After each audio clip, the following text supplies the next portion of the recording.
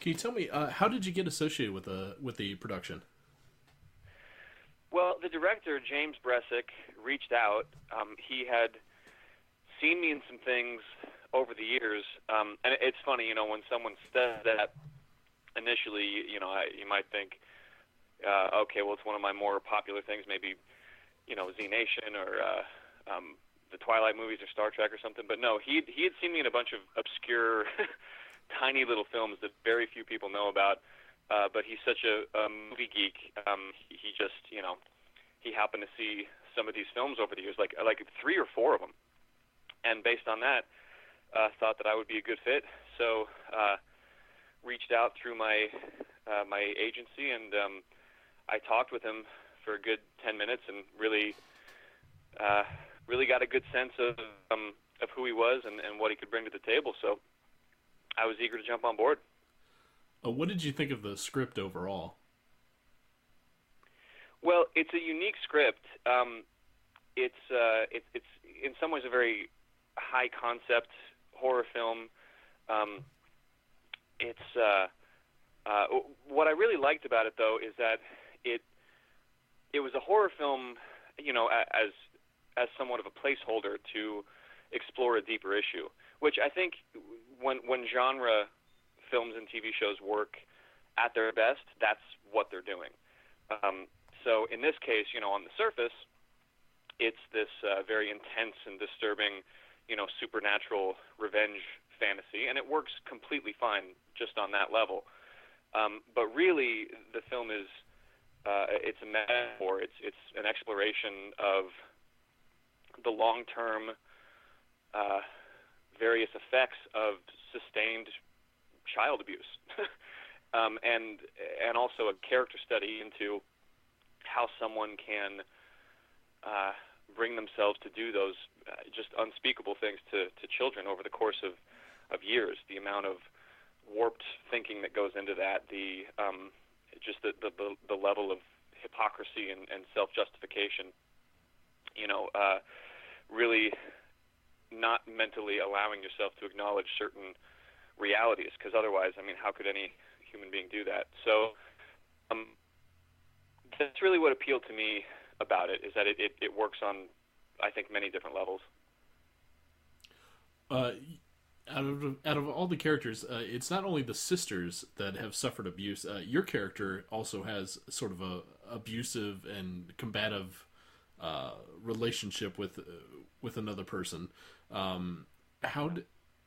much time did you have to spend to kind of get in that headspace of being kind of like that victimized person?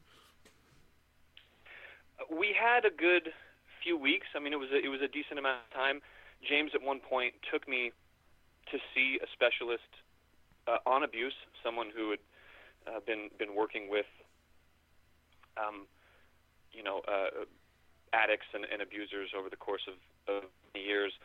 So we definitely had a chance to dive in and understand the mindset of that character, where he was coming from. But yeah, that's another really good example. This is a guy who, at first glance, seems to have this really seems to not be coming from a good place, and has this kind of out of nowhere violent lash out early on in the movie, and then the very next time you see him, you kind of see where that comes from when he's the victim of basically the same thing. So yeah, the cycles of abuse are a very real thing, and they need to get broken somewhere, but sometimes it's not always easy.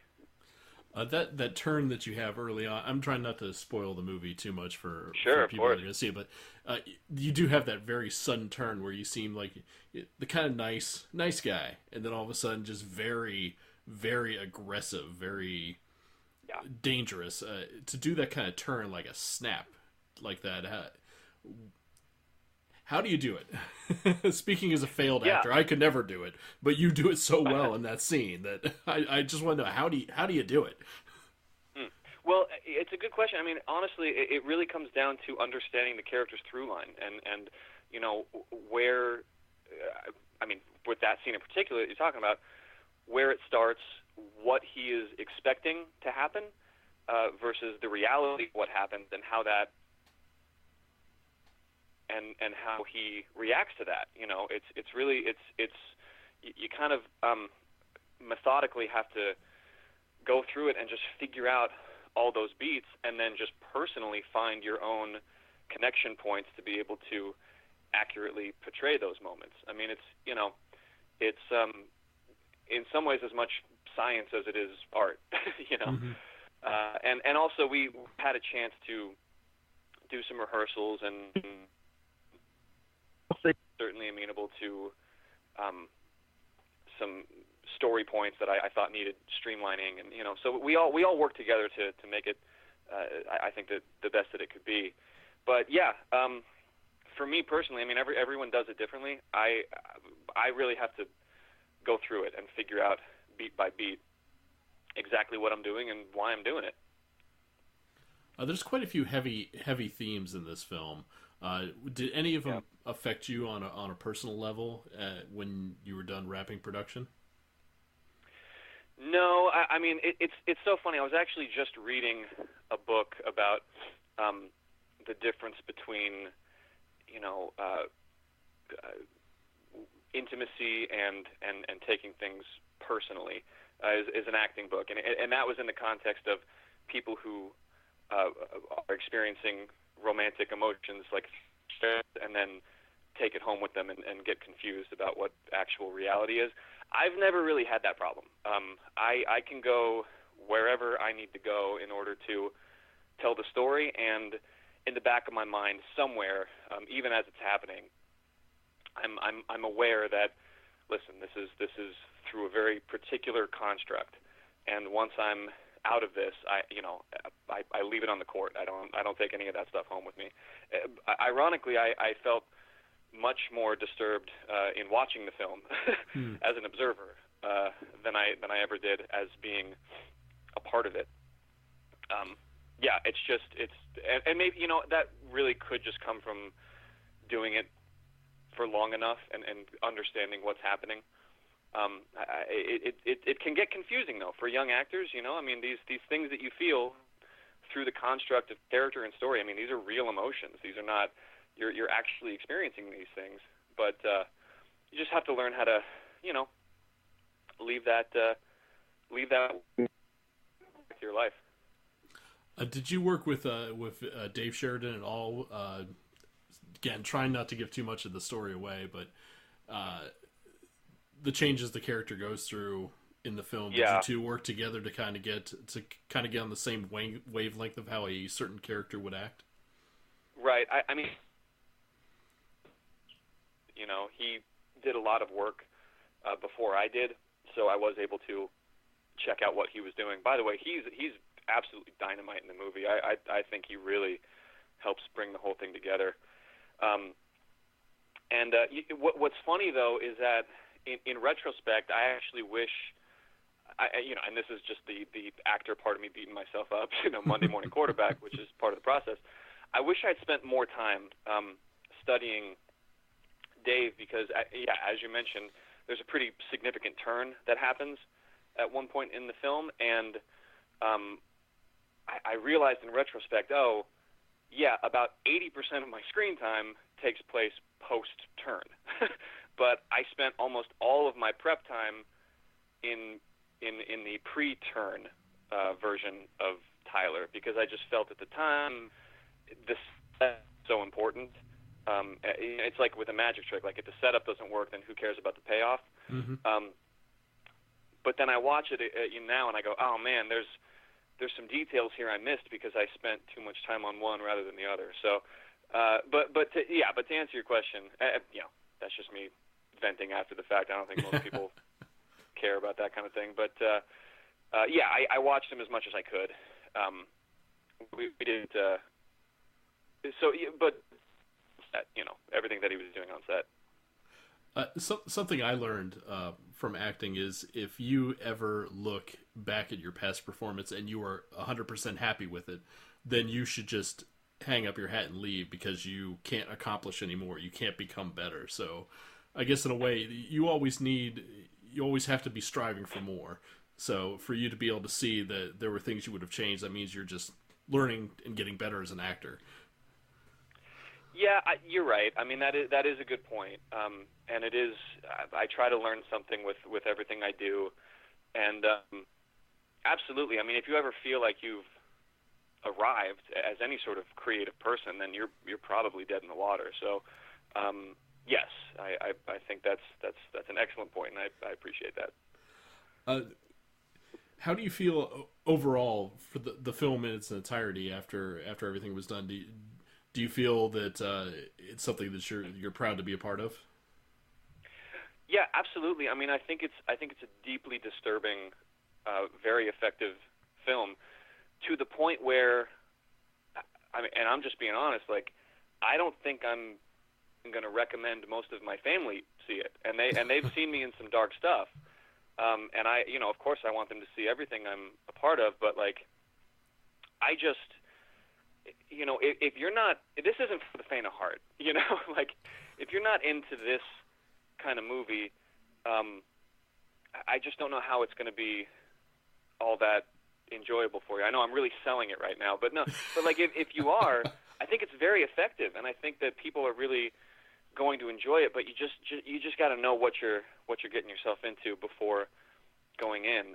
And listen, I mean, I think hopefully what we can hang our hat on is an accurate portrayal of, metaphorically, an emotional journey of someone who has been severely abused, and maybe in that sense it can act as a cathartic experience for someone who's perhaps been in a similar situation and maybe never had that moment to confront their abuser, certainly not in drastic a way. I mean, that is part of what's great about storytelling in general, is you get to play out the moments in stories that sometimes you don't get to have in real life. These whether it's reconciliation or some kind of catharsis, whatever the case may be. But yeah, so a long-winded way of saying I'm very proud to be a part of this movie, and I think it's very well done. If you're willing to divulge, what are some of your past films that you feel that you've had a cathartic experience that's put to rest something from your past? Oh wow. Well, that's an interesting question. I'm not entirely sure how to answer, because like I said, I usually I tend to have a pretty good separation mechanism between my work and my life, even though it's all kind of jumbled together. It's a very weird and unique life. I mean, I will say I certainly learned a lot. I did a movie several years ago called Boy Meets Girl. Mm-hmm. That was a romantic comedy starring a transgender actress. I think it may have been the first of its kind. That was just a truly straightforward, romantic comedy film. I mean, in structure and tone and everything else, but just happened to be starring someone who was transgendered. And at the time, I really just didn't know anything about it, what folks like that went through and what their mindset was. I mean, I was completely ignorant. It's just not something I had been exposed to. And so that's an example of a real life circumstance where, being a part of a film shifted my perspective on a whole group of people that I just, again, frankly, just didn't know anything about. But yeah, I mean, listen, I've had a pretty good life, and I started acting when I was 10, so I don't, there's not like anything, any sort of dark, deep-seated thing from when I was 8 that I worked out in, an episode of Shasta McNasty when I was 13. I don't know that I had that kind of experience. But it's interesting that you bring that up, that acting on a certain film with a certain subject matter can change your perspective because a lot of people from the outside looking in, they won't understand. But then you get to experience it and portray it and have to understand it on a meaningful level. That you get that experience, no one else will. I find that very interesting, and that's an experience that I've always wanted as an actor, but just have never had. So I'm quite jealous. Yeah. No, listen. I mean, it's pretty.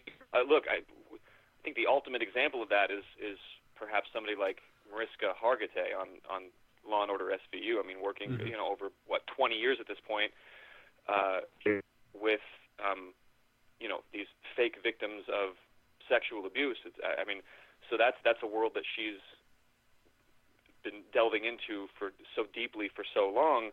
There's a level of understanding and empathy there that she has that I'm sure it's just hard to replicate otherwise, unless you're actually doing that kind of work. And as a result, she's become this amazing activist in that world because it's just something she understands more now. So yeah, listen, I mean, stories have the ability to do that to people, and particularly when you get to be a part of them, you get to delve in a way that perhaps the audience may never get to. So it's a very blessed life if you can swing it. So what is your next project that you're working on? Well, I got some stuff coming out. I had an episode of airing on Thursday. Let's see. I'll have another Lifetime movie coming out at some point this year, probably in the next 6 months or so. That's currently called Spousal Deception, but those titles change all the time. So I'll just keep people posted as it gets closer. Obviously, we got Bloodcraft in April. I have a movie I did many years ago with Trevor Morgan. I see the light of day. Apparently, they've been doing a major re-edit for the past few years, so that's gotten into some festivals, and that'll be out at some point this year. I got a Western coming out. Again, not sure when. That one's called A Soldier's Heart. And I have right now penciled in, a couple of movies lined up. So those aren't set in stone yet, but hopefully, if all works out, I'll be busy through June doing those. So yeah, man, it's going well. It's been a nice year for me so far. Good. My last question is the same question I just asked Dave Sheridan is, for those that are looking to break into the business, people that are looking to start young, what would be your advice for those young people that want to be in Hollywood? Well, I guess it depends on your circumstances in life. I don't know about you, but I've never heard two similar stories about how people get in this. There's a lot of different ways to do it. I remember I did a movie in New Mexico once, and there was someone who was just coming out of film school who was asking me, like, hey, what do I do when I get out to LA? And I go, well, you're here. There's a market right here. I mean, build your resume, get your experience. Like, you have a whole world available to you in a smaller market right here in New Mexico where you already have access to all these relationships. So, that is, I would say it's the days of just coming out to LA with nothing.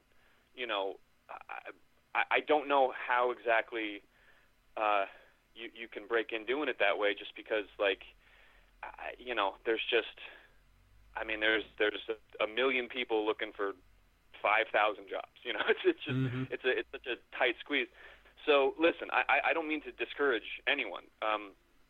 If you feel like you have something to say or something to express, in my view, it's your obligation to do so, because if you don't, then you are depriving the world of your gift, and it was given to you for a reason, as far as I'm concerned. So don't let anything stop you. And I think in your heart, your instincts, if it's something that you just absolutely have to do. But as far as like how to get there, again, it just depends on your circumstances in life. Utilize all your relationships. Anybody who knows anybody who knows anybody, make those phone calls. Any little, advantage you can possibly have to get in, do that. There's a lot of different companies that you can hire to shoot scenes, so you have some footage. There's a million things you can do, and I think as long as you're always asking yourself the questions, first of all, am I doing this for the right reasons? And secondly, am I doing everything that I possibly could be doing to maximize my opportunities for success? And if the answer is no, which most of the time it's probably going to be. Whenever I ask myself that question, the answer is usually no, because there's always more you can be doing,